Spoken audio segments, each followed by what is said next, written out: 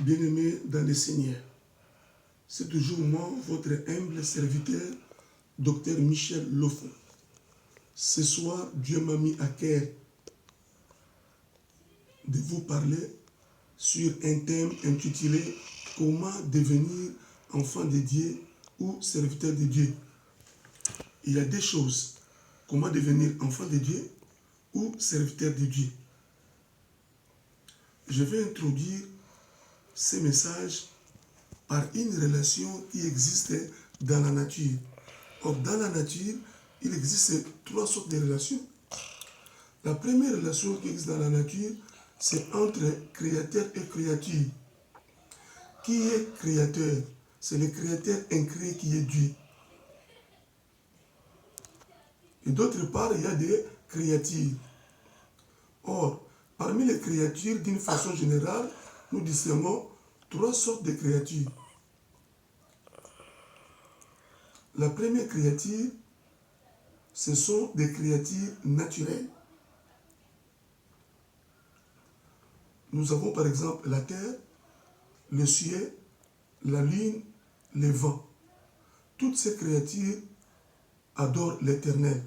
Dans le livre des Psaumes 69, 35, la Bible dit « Le ciel et la terre les célèbrent.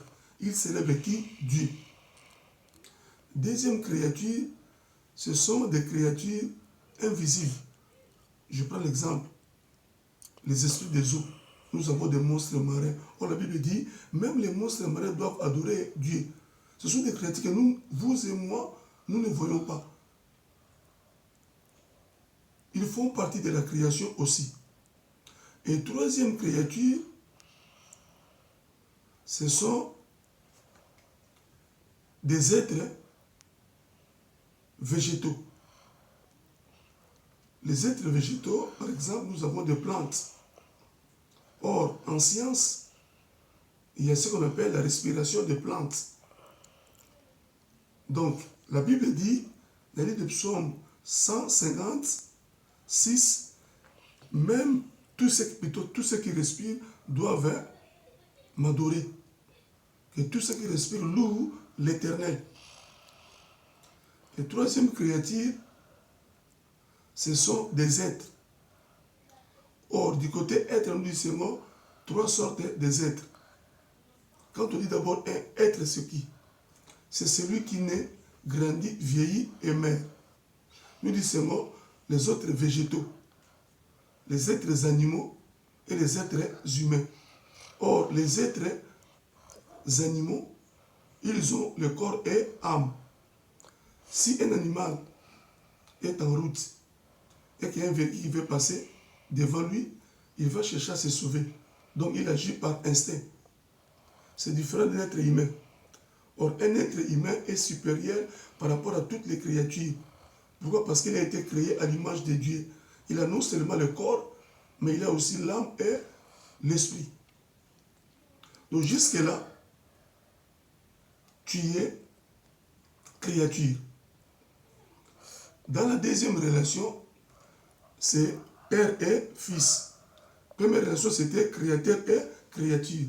Au départ, nous étions tous comme des créatures. Mais dans la deuxième relation, nous parlons de père et fils.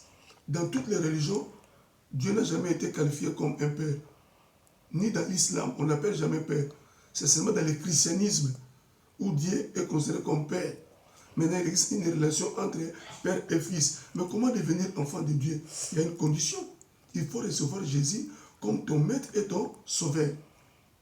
Après avoir reçu Jésus comme ton maître et ton sauveur, il faut passer par les eaux de baptême. Le baptême, c'est quoi? C'est un signe d'engagement d'une bonne conscience. Parce que quand tu es enfant, on va te présenter à l'église, on peut te baptiser. Tu ne peux pas faire une prise de conscience. Mais quand tu arrives à un certain âge, après de 18, 20 ans, tu es déjà mis, c'est du Seigneur le bien et le mal. À ce moment-là, tu peux passer par les eaux de baptême. On nous dit seulement le baptême en eau, en esprit et le baptême du feu. Mais ce qui nous concerne aujourd'hui, c'est le baptême en eau. Qu'est-ce que fait le baptême en eau? Quand on te plonge dans l'eau, tu meurs avec Jésus. Quand on te soulève, tu restes avec Jésus. Qu'est-ce que signifie mourir avec Jésus? Veut dire, Ce n'est pas toi qui vas mourir, mais c'est ton âme qui va mourir. Dans l'âme, c'est le siège de nos sentiments et de nos émotions. Dans l'âme, il y a 3 parties. La première partie, c'est l'intellect, la volonté et l'émotion. L'intellect, c'est quoi? C'est la capacité de l'esprit de comprendre. Or, tu es déjà mort en Christ, tu ne comprends rien. Il faut passer par Christ. Quand on dit la volonté, c'est une faculté d'exercer un libre choix qui est gouverné par la raison. Or, tu es déjà mort en Christ. Tu n'as plus le temps de faire un choix. C'est pourquoi l'apôtre Paul avait dit, si je vis, ce n'est plus moi qui vis, mais c'est Christ qui vit en moi. La mort m'est égain. Ça, c'est dans les livres de Philippiens et Galates. J'ai été crucifié avec Christ. Et quand on dit l'émotion, c'est quoi? C'est une vie affective intense qui est caractérisée par divers troubles. Entre autres, nous avons la peur, l'angoisse et pleurs. Vous avez déjà vu une mort avoir peur qu'on l'accompagne au cimetière? Lui, il est déjà mort. La Bible dit nous devons mourir en Christ. À ce moment-là, devient enfant de Dieu. Et troisième relation, c'est maître et serviteur. Pour devenir serviteur de Dieu, là maintenant, on reçoit la paix de Dieu. Au départ, nous étions des enfants de Dieu. Nous avons reçu Christ. Mais pour être son serviteur, ça n'est pas donné à n'importe qui. C'est pourquoi il faut être fier de ce que tu es. C'est Dieu qui appelle. Ne crois pas qu'il y a un pasteur plus grand que toi, mais non. Tu peux être un disciple, tu peux être un diacre. C'est un ministère. Tout le monde n'est pas appelé à servir Dieu. C'est une tâche très difficile. Aujourd'hui, je m'arrête par là.